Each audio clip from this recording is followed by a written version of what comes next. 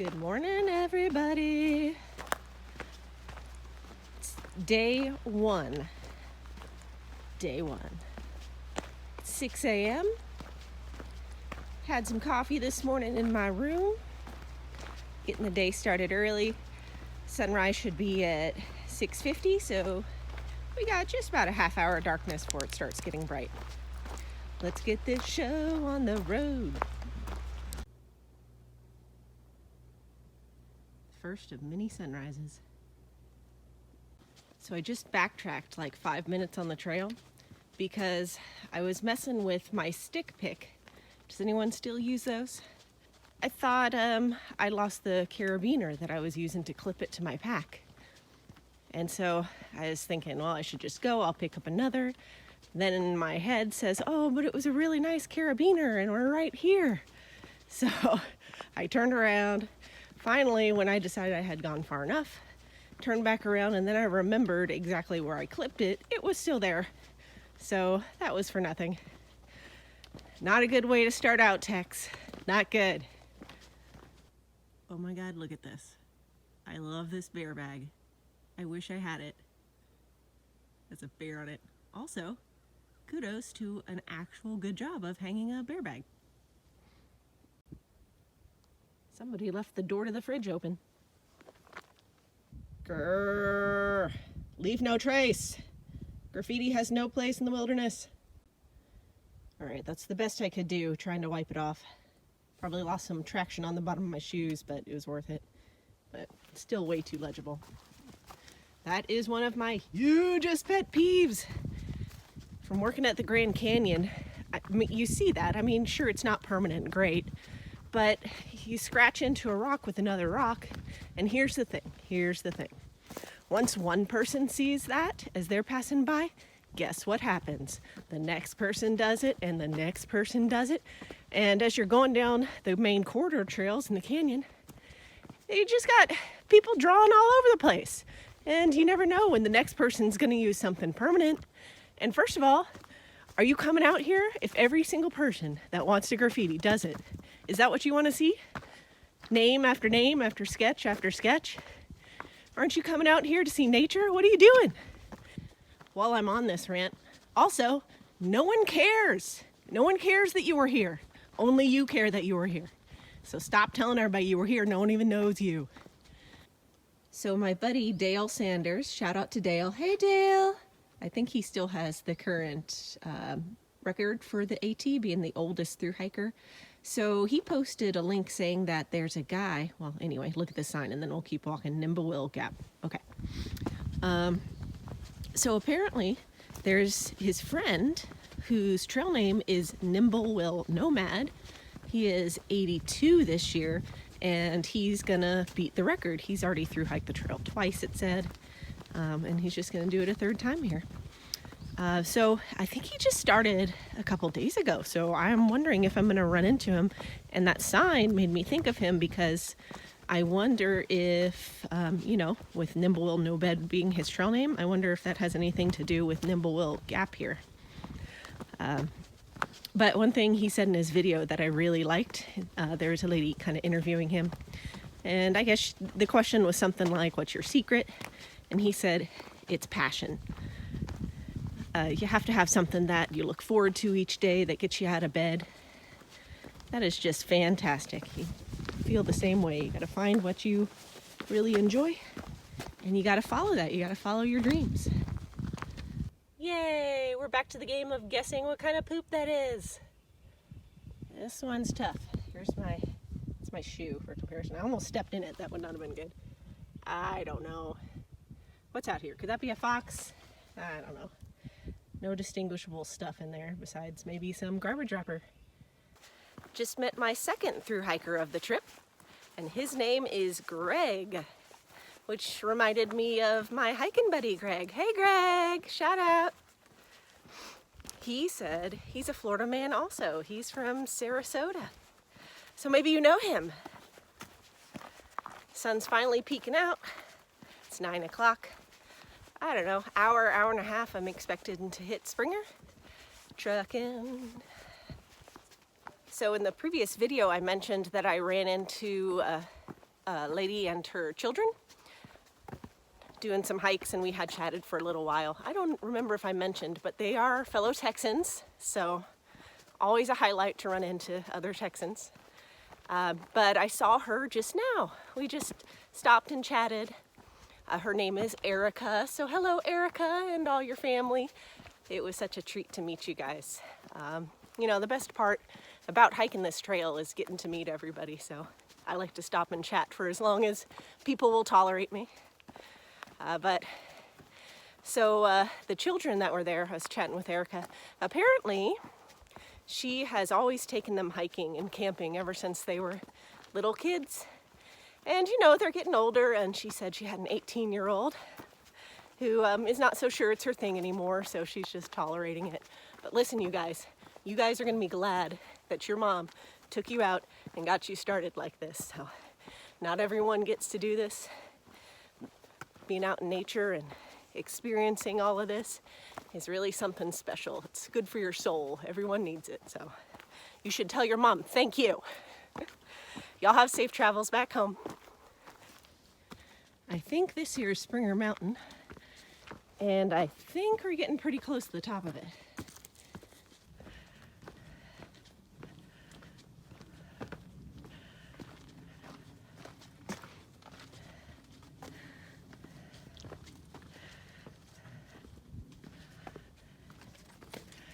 What?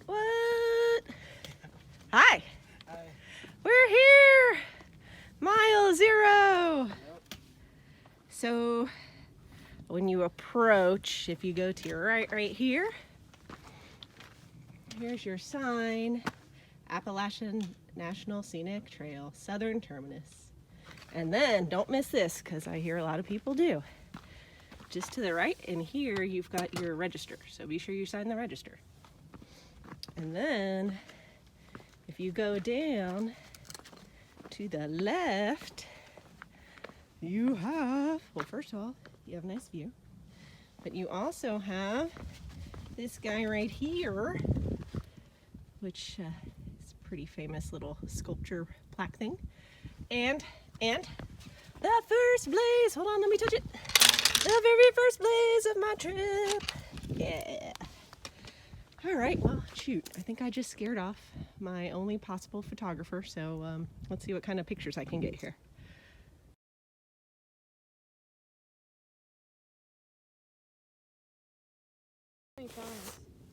There are apparently 3 different registers going on. Take your pick. There's 3. This is my selection. Let's do this.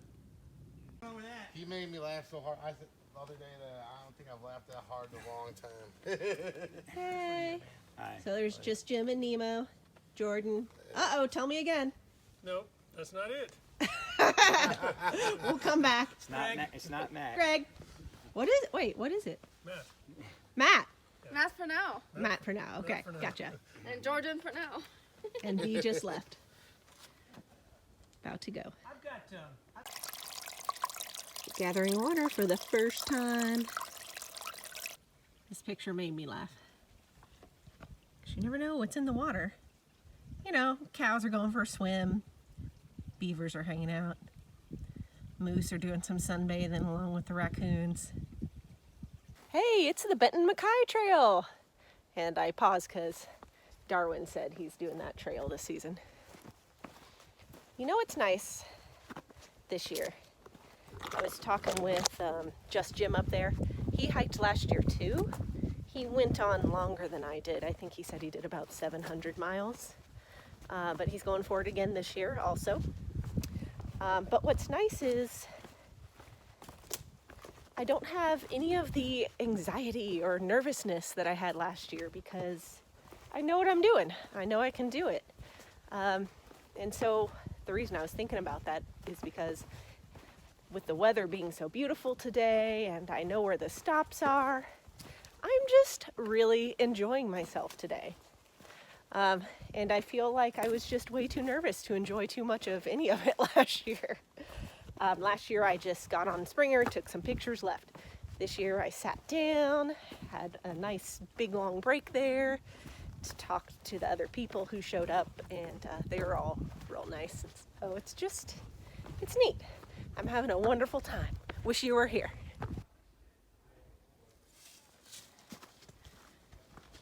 This little group chilling down there. I recognize someone I follow on Instagram, Yard Sale. So isn't the hiking world a very small world after all?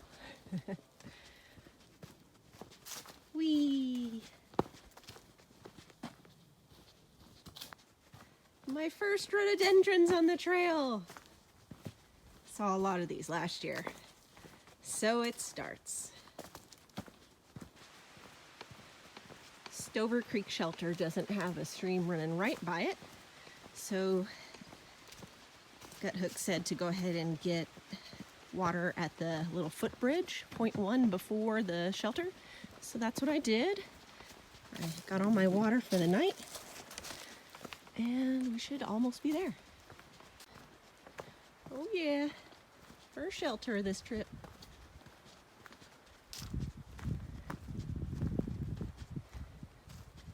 And there she is, Stover Creek Shelter.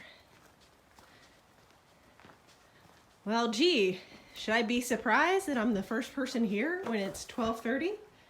Maybe not. This is what happens when you get up early and don't have many miles in a day, I guess. Uh-oh, this is never good. I heard some people further down, so maybe that's whose phone it is and they're coming back.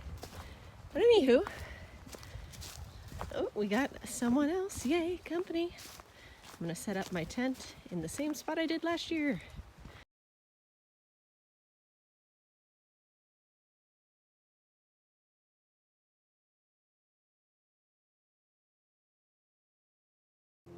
So here I am, chilling at the shelter, all by myself at 1:15. I need to keep the miles short right now. The general rule of thumb is for the first 2 weeks, you should take it real easy because your body is not used to doing this all day, every day. And so while I do enjoy getting an early start in the morning just to get miles under my belt and also get to camp early, so I'm sure to get a tent site, you know, that's just what happens when I'm keeping the miles short. So I'm done real early. I am eating lunch. I'll hang out. Hopefully some other people will come.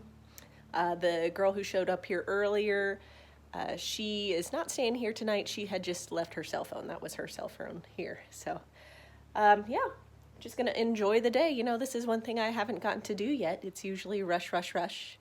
But now I can really slow down and just enjoy being outside and camping.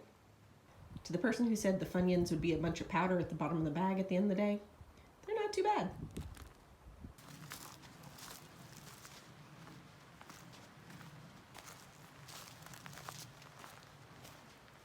Finally, a good number of people showed up. We probably got 15 people here. Good crowd.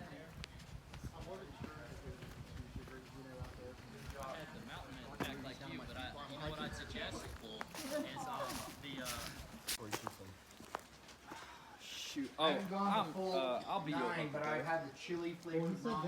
That's when they're in Canada. Did he say it again at the end? Yeah, that's what he said. He says because he thinks it's Wyatt Earp coming up to meet him.